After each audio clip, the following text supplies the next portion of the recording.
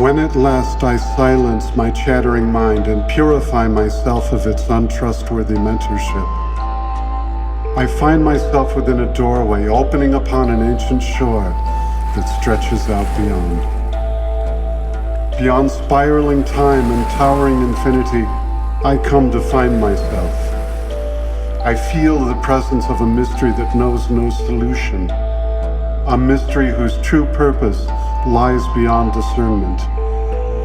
I find myself before a timeless ocean, perpetual waves curling and uncurling, polishing the sand, breaking it all down, bringing me to my essence.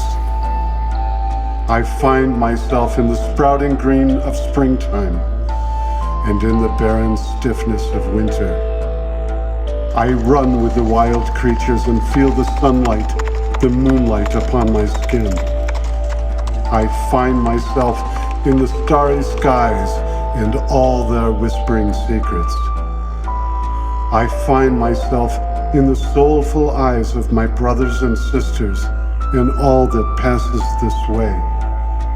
I find myself humbled and grateful before the splendor of these shining miracles and more.